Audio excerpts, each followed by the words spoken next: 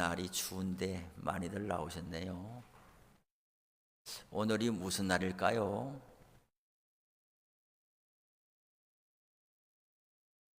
오늘이 금요일이죠. 12월 26일이고 무슨 날인가? 이제 카운트다운을 해서 들어가는 거죠. 어제는 목요일, 올 한 해의 마지막 목요일을, 오늘은 올 한 해의 마지막 금요일을, 이렇게 해서 다음 주 수요일 가면 올 한 해의 마지막 수요일이자 마지막 날을 이제 카운트다운을 해 나가는데, 오늘은 52번째 금요일 되는 것 아니겠어요? 오늘 찬양팀이 변함없이 자리를 지키시는 것을 보고 이 자리를 지킬 수 있게 하신 하나님께 감사한 거지요. 제가 오는 날로부터 해서 이 저녁에 조 집사님과 양쪽에 두 분이 자리를 지키고 있었는데, 어떤 매듭을 지어갈 때마다 우리는 그런 생각을 해요. 간단치가 않잖아요. 책임 맡은 사람은 나오고 안 나오고를 못하는 거예요.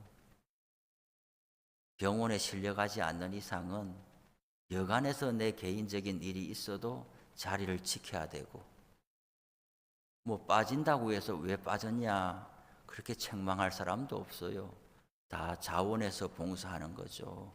목회자 빼고는 다 자원해서 재능 기부로 정말 하나님 앞에서 자리를 지키는 것이기 때문에 누가 사람이 그 봉사하는 모습을 보고 책망하거나 나무랄 수는 없는 거예요. 그러면은 이 자리를 지키는 사람들은 사람의 칭찬이나 책망에 따라서 이 자리를 지키는 것이 아니라 자기의 신앙 고백으로 하나님 앞에서 지켜가는 거잖아요. 봉사의 묘미가 여기 있어요. 1년 52주 이렇게 지켜갈 때는 내가 왜 이걸 한다 그래가지고, 왜 오늘은 또 가기 싫은데, 오늘은 그만 또 다른 데 약속도 있고 한데 일을 보다가도 이 시간 맞춰서 돌아와야 되고, 내가 왜 이렇게 내 스스로에게 올무를 놓았나, 그럴 때도 없지 않아 있을 거란 말이죠. 그러나 그러한 순간과 때를 계속 잘 지나가고 매듭을 짓는 순간이 오게 되면 우리는 무슨 고백을 하게 되나? 직분을 감당케 하셔서 감사합니다. 이게 우리에게 봉사의 묘미예요. 내가 막 이렇게 하고 의지를 들여서 하고 수고한 것 같지만은 돌아보면은 마지막 시간까지 자리를 지킨 것은 첫째로 하나님께서 몸을 지켜주셨다. 나는 52주 주일을 잘 지켜왔어요. 내가 대단한 것 같지만 병원에 실려가지 아니하고 주일날 나올 수 있는 것은 하나님이 건강을 지켜주신 것이죠. 이게 앞뒤가 바뀌어지는 것이 참 완전히 그 종이 한 장 차이인데, 그러나 하나님은 우리의 중심을 아는 거지요. 하나님 앞에서 내가 자리를 지킬 수 있도록 해 주십시오 하고 간구할 때에 그 간구가 우리의 삶을 하나님께서 책임져 주시는 그런 보정이 되는 거예요. 그래서 할 수 있는 대로 하나님 앞에 결심을 드리는 것이 좋아요. 하나님을 인격적으로 만난 이후에는 너 약속을 못 지키고 뭐하냐, 이렇게 하나님이 우리를 정죄하지 않아요. 하려고 했다가 못해가지고 너는 약속도 어기고 신실하지 못하니 벌받아라, 이런 하나님이 아니에요. 하나님을 만나기 전에는 그런 율법적이고 도식적이고 기계적으로 접근하는 하나님에 대한 공포와 두려움이 있어가지고 마치 아들이 돼가지고 종처럼 살아가는 그런 불쌍한 신세로 신앙생활을 할 때도 많이 있었단 말이죠. 그러나 하나님을 아버지로 모셔드린 이후에는 못 지킬지라도 하나님 앞에 결심을 올려드리고 이 결심을 이룰 수 있도록 해달라고 능력 주시고 힘 주시고 여건을 책임져 달라고 간구하는 그 모습이 하나님이 귀하게 여기신다라는 거죠.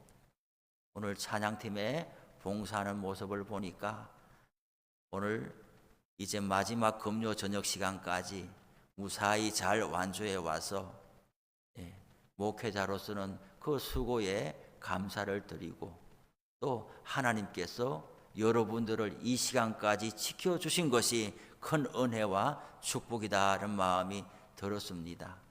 이제 다음 주 지나면은 2026년도가 되는 것 아니겠어요? 이 묘미와 이 보람을 경험한 사람들은 해를 시작할 때에 이제 한 주간 남았는데 한 주간 요 지나는 동안에 망연에만 하지 말고 망연해도 해를 보내는 그런 순수도 해야죠. 또 서로 간에 위로하고 격려하는 시간들도 다 가져야 돼요. 그렇지만 그쪽만 너무 치우치지 말고 한 해를 매듭을 지으면서 분명히 하나님께서 내년을 주실 거잖아요. 우리 모두에게 내년을 주실 거죠. 그럼 내년을 기대하면서 어떤 마음과 다짐으로 한 해를 받을 거냐, 하나님이 선물을 다시 주실 텐데 어떤 마음과 각오로 받을 거냐, 그것을 이번 남은 일주일 동안에 잘 정리하고 준비하고 기도로 심어서 준비된 마음으로 선물을 받을 수 있기를 바랍니다. 우리 믿는 사람들은 그런 자세가 필요해요.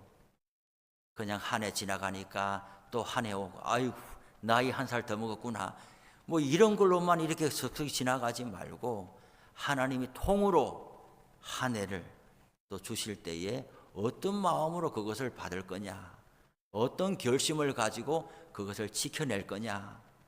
그래서 내년 이맘때 이 시간에 설 때도 수요일이면 수요일대로, 금요일이면 금요일대로, 주일이면 주일대로 하나님 감사합니다. 기쁩니다. 하나님께서 이 직분 감당할 수 있도록 지켜주셨고 저도 부족하지만 힘 닿는 대로 충성하려고 애썼습니다. 그런 서로 간의 교통함이 있는 매듭을 지어가면 좋겠어요. 인생을 마무리할 때, 큰 결산할 때도 그런 마음으로 문을 닫으면 기쁘겠지요. 저도 오늘 이런 한 해의 마지막 금요일 심야 기도회를 지나가면서 매듭을 짓는다고 할 때 저도 그런 경험이 있잖아요. 군대 갔을 때 의정부 왔다가 이 앞에 아마도 43번 도로를 지나서 군 호송 차량을 타고 33, 4단 신병훈련소에 갈 제가 곱게 자란 건 아니지만 그래도 우리 부모님이 저한테 욕은 한마디도 안 했어요. 우리 형제들도 한마디도 욕하지는 않았어요. 그런데 의정부에 오니까 그 대문이 닫힌 그 순간부터 얼마나 욕을 하는지 사람 보고 이렇게 할 수 있나. 와, 그 말 자체에 너무 두려움이 엄습해 오는 거예요.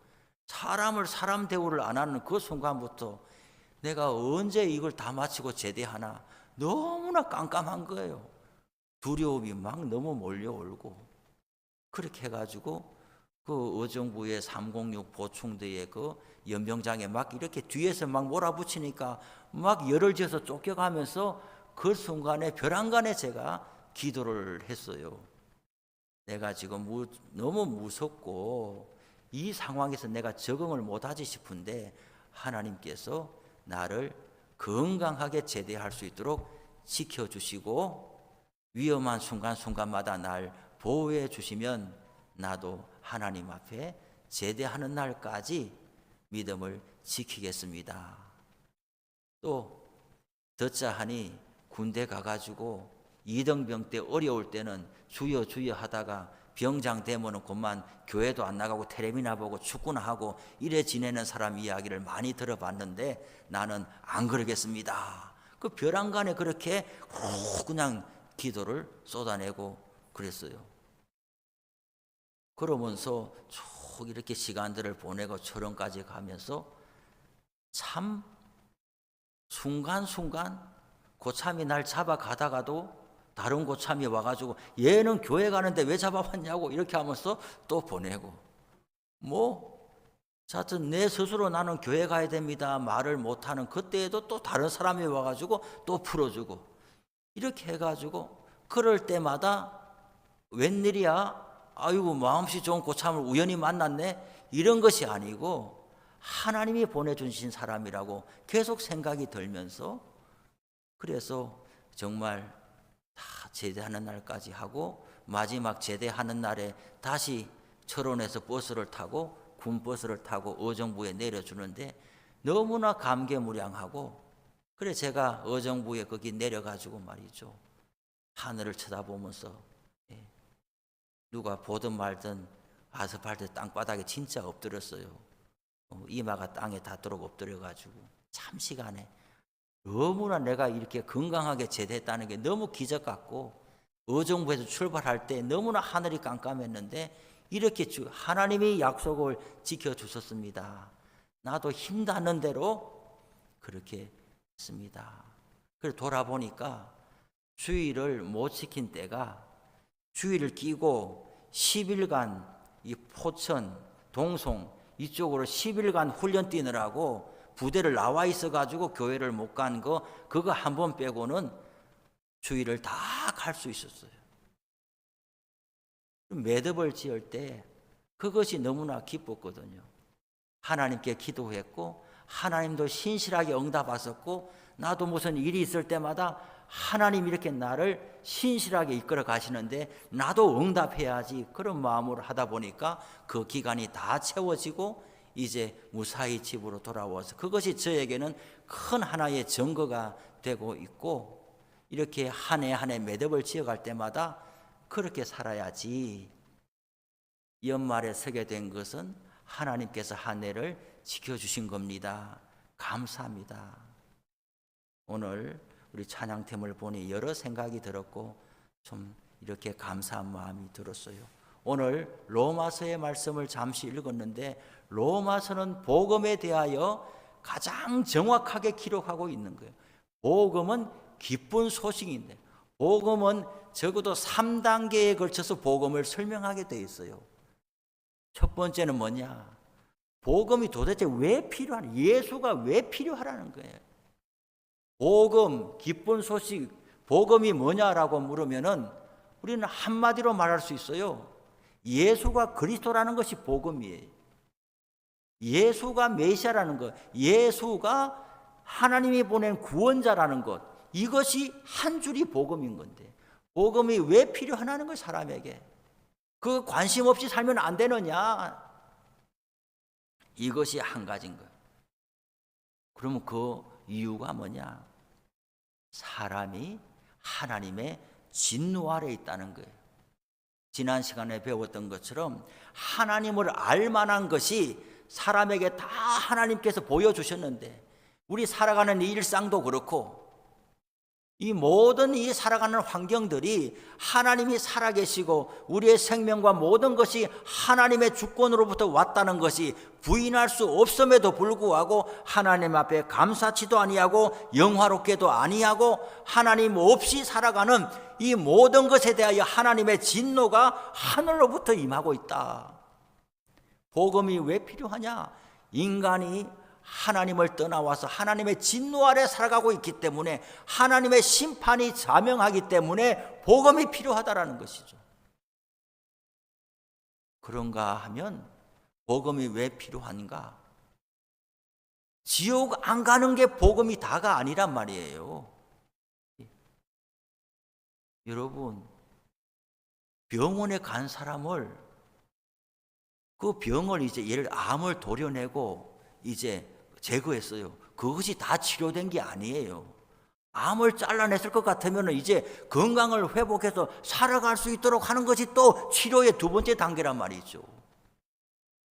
부정적인 것을 제거한 것만이 중요한 것이 아니라 긍정적인 예수 믿고 나서의 삶이 하나님과의 교제관의 가운데 하나님의 자녀로서 이 신라관의 세상에서 어떻게 살아가야 되는지를 보여주고 경험하게 하는 것이 두 번째라는 이야기죠. 세 번째는 이 땅을 떠난 이후에 하나님께서 어떠한 나라를 예배하고 계신가, 그것을 바라보고 소망하는 가운데 그 나라에 들어가는 것이 세 번째라고 볼 수가 있어요.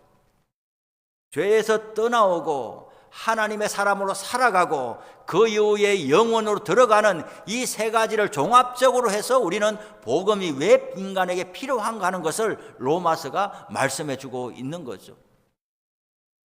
오늘 본문에 보니까 그러므로 남을 판단하는 사람아 이렇게 했어요. 지난 시간에는 하나님께서 사람을 내버려뒀다 그랬어요. 내버려두사 그 상실한 마음대로 내버려두고 부끄러운 욕심에 내버려두고 마음의 정욕대로 내버려두고, 우리 사람 간의 관계에 있어서도 미워하는 것보다 더 괴로운 것이 뭐냐? 무관심하는 거죠. 사람이 오는데 너는 나를 볼 때마다 눈을 흘기냐? 너는 나를 볼 때마다 왜 불편해하냐? 하고 뭐 사람이 힘들죠. 그런데 그보다 더 힘드는 것은 무슨 일을 하든지 그냥 상관치 아니하는 거.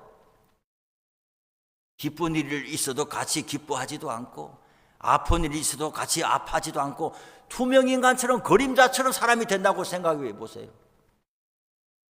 그거는 미워하고 싸우는 것보다 더한 거예요. 하나님께서 사람에 대한 심판은 두 가지가 있는데 현재적인 심판과 종말론적인 심판이 있는 건데, 현재적인 심판은 뭐냐? 내버려 둬버리는 거예요. 어떻게 살아가는데 모든 불의한 모습으로 살아가는데 하나님께서 돌이킬 수 있도록 징계도 안 하고 책망도 안 하고 그냥 이래도 살아가도 되는구나 하면서 계속 그렇게 살다가 돌아가도록 내버려 두는 것이 하나님의 현재적인 심판이라는 거예요. 그런데 사람은 대동소이하단 말이에요. 저 위에서 보면은 개미가, 큰 개미가 있고 작은 개미가 있고 떼를 지어가는 개미가 있고 몇 마리 가는 개미가 있지만 위에서 보면 대동소이하단 말이죠. 1장에 있는 나는 그렇게 살지 않아. 나는 불의하고 추악하고 탐욕하고 이렇게 살지 않아. 나는 괜찮아. 나는 그 정도 나쁜 사람은 아니야. 하나님 볼 때도 나는 그 정도 버린 사람은 아니야 라고 생각하지만은 오늘 성경에 보니까 너도 별반 다르지 않은 인생이라고 말하는 거예요. 오히려 남을 판단하는 사람아, 누구를 막론하고 네가 핑계하지 못할 것은 남을 판단하는 것으로 네가 너를 정죄함이니 판단하는 네가 같은 일을 행함이니라. 성경 말씀은 거울과 같아요. 거울과 같아요. 성경을 봐야 내가 어떤 존재인지 알게 되는 거예요. 성경을 보지 않으면 자기는 다른 사람보다 더 괜찮다고 생각을 하면서 남을 정죄하는데, 남을 정죄하고 판단하는 그 손가락이 자기한테 온다는 것을 우리는 성경을 안 읽으면 모른다는 이야기예요. 다른 사람의 잘못한 것은 눈에 환하게 들어오는데 내가 잘못한 것에 대해서는 면죄부를 쉽게 준다는 이야기죠. 사람이 이런 거예요.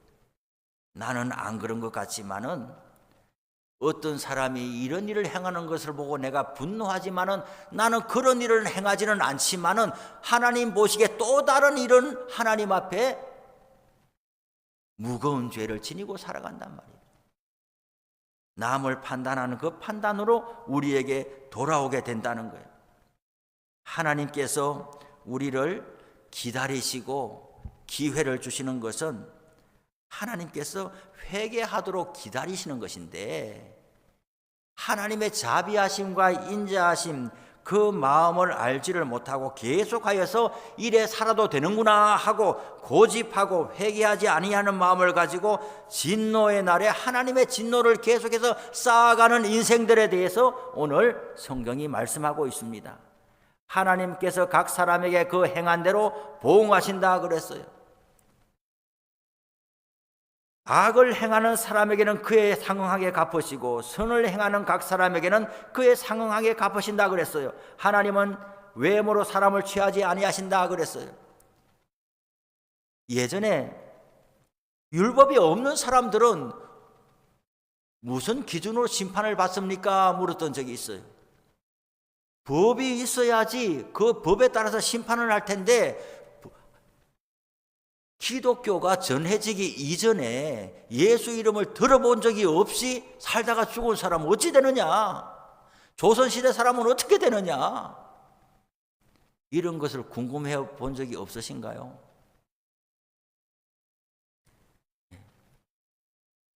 그것은 하나님의 주권으로 우리의 영역을 넘어서는 일이지만은 오늘 14절 15절에 보니까 양심이라는 말이 나와요. 613가지의 율법 조문을 아는 유대인들은 그 율법에 의해서 심판을 받겠지만은 그 율법을 전혀 모르는 이방인들은 어떻게 되느냐? 그 양심이 증거가 된다라고 그랬어요. 법 조문은 몰라도 그 양심이 하나님 앞에서 이것이 그릇된 일인지 하나님의 마음에 합한 일인지 그것을 사람이 알게 됐다는 거예요. 그 양심이 증거가 된다는 이야기죠. 그러니 로마서에서 바울이 복음을 지금 계속해서 증거해 나가는데 지금 무슨 말을 하고 싶으냐? 어떤 사람도 이 하나님의 심판에서 더 나은 사람이 없다라는 거예요. 유대인도 마찬가지고 이방인도 마찬가지고 1장에 나와 있는 이런 버림받은 사람들의 행하는 일들을 보고 나는 그렇게 살지 않아 라고 해서 도덕적인 우월감을 가지는 사람도 너도 별반 다르지 않아. 모든 사람이 죄인이고 하나님의 심판 아래 놓여 있다라는 거예요. 유대인들이 이방인을 향해서 종교적인 우월감을 가지거나 다른 사람을 보면서 도덕적인 우월감을 가지거나 이런 것이 하나님 앞에 어려움이 될 수 없다는 것을 지금 논증해 나가고 있는 중이죠.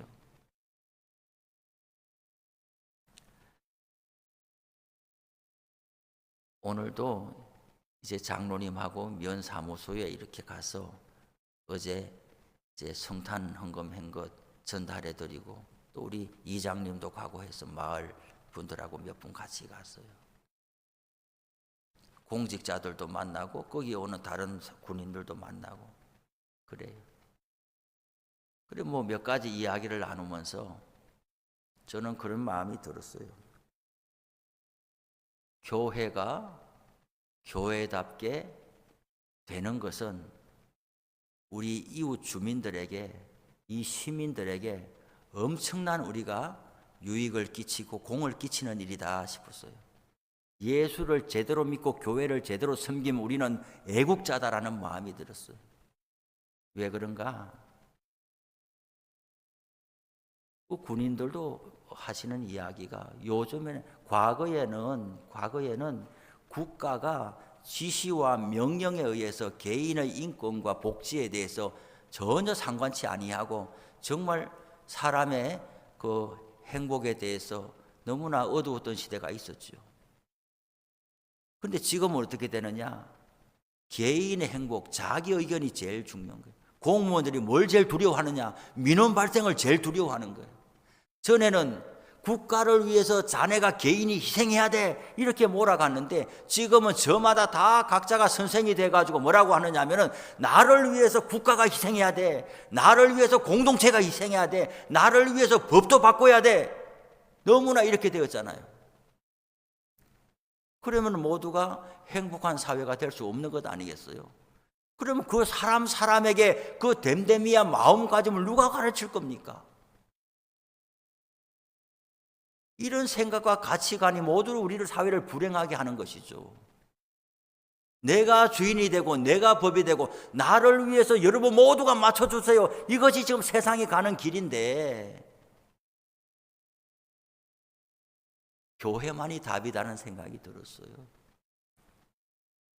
교회만이 답이다.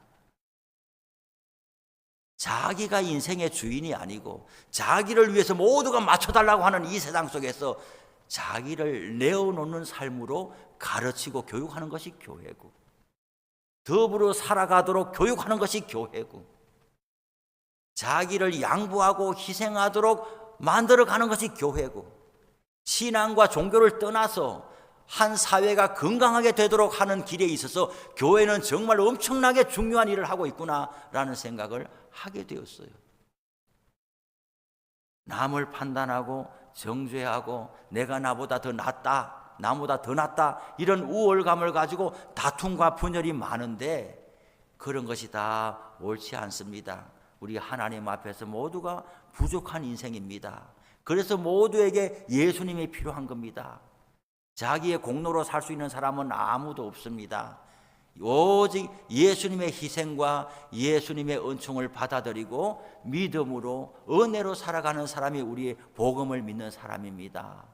이런 신앙 고백이 있는 사람이 시민이 되고 어떤 공무원이 되고 이렇게 살아가면 그 사회가 화평하고 평화한 사회가 되지 않겠느냐는 이야기죠. 새삼 오늘 더 알게 됐어요. 저도 목회를 잘하는 것이 이 포천시에 엄청 도움을 끼치는 일이다.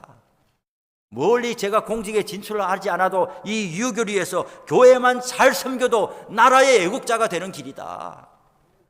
우리 교인들 얼마 되지는 않지만 우리 교인 한 사람 한 사람이 정말 복음에 잘 천착하는 사람만 되면 종교적인 사람이 되는 것이 아니라 사람들에게 사람다운 사람이 되고 사람들에게 화평과 화해의 메신저가 되는 것이고 공동체에 유익을 끼치는 사람이 된다. 그런 확신을 더 가지게 되었어요. 아브라함의 후손이 많아지는 것이 하나님의 뜻인 것처럼 이스마엘 후손, 거두라의 후손이 많아지는 게 하나님의 뜻이 아니라 사람이 많아지는 게 중요한 것이 아니라 하나님을 잘 섬기고 이웃과 화평하는 사람의 숫자가 많아지는 것이 하나님의 나라가 임하는 길이니까 우리들도 그런 소망을 더 저는 가지고 싶은 거죠. 교회에 다니는 사람이 점점 더 많아지기를 제가 바라는 것이 아니라 어차피 교회는 이 사람 저 사람 모여있게 돼 있어요. 그러나 복음에 천착하고 예수를 바르게 믿고 성경 말씀을 중심으로 살아가고 하나님 앞에 자신의 죄를 고백하고 늘 은혜로 다짐하며 살아가는 사람들, 그 사람들이 많아지면 많아질수록 우리는 이웃에게 화평을 전하는 사람이 되고 이 시를 유익하게 하는 사람이 되고 나라와 민족의 불신자들에게조차도 하나님의 일반 은총을 매개시켜주는 사람으로 우리가 살아가게 되는 것이다. 예수만 잘 믿어도 다른 사람에게 돈 1,000만 원 주는 것보다도 더 엄청나게 유익을 끼치는 것이다. 1만금의 돈이 있으면 뭐합니까? 사람이 사람다운 인격과 사람다운 성품과 다른 사람들을 배려하는 마음이 없어진 채로 돈만 많아지면 그것이 어떻게 축복이 되겠냐는 것이죠. 예수만 잘 믿어도 교회만 잘 섬겨도 주의 말씀만 잘 따라가도 우리는 이 땅에 우리뿐만 아니라 많은 사람들에게 하나님 나라를 소개하고 일반 은총으로도 매개할 수 있는 사람으로 쓰임받는다는 확신을 더욱 갖게 되었습니다. 오늘 말씀을 마칩니다. 남을 판단하는 사람아 그랬어요. 너무 정죄의 손가락을 다른 사람에게 내밀지 말고 자신에게 돌리고 하나님 앞에 겸비하고 기도하고 다른 사람을 지적해서 고쳐지지는 않습니다. 우리가 최고로 할 수 있는 말은 정말 못 참아서 막 분이 올라와서 참을 수 없어서 하는 말은 가서 싸우지 말고 하나님 꾸짖어 주시기를 바랍니다. 그 말이 우리가 할 수 있는 최대의 말이에요. 그 사람을 다치게 해주세요, 망하게 해주세요, 이런 기도는 절대 하면 안 되는 거예요. 우리가 못 참겠거든 최대한으로 할 수 있는 말은 하나님 그 사람을 꾸짖어 주시기를 바랍니다. 그 사람을 하나님이 꾸짖어서 그 사람이 변화받고 새 사람 되고 저 성품과 저 마음이 고쳐지게 해주세요. 제대로 할 수 있는 말은 하나님이 꾸짖어서 새롭게 해주시기를 바랍니다. 정죄하는 손가락을 거두시고 하나님 앞에 올려드리는 우리가 되어야 될 줄로 압니다. 찬송하겠습니다. 우리 407장 찬송하고 기도합니다.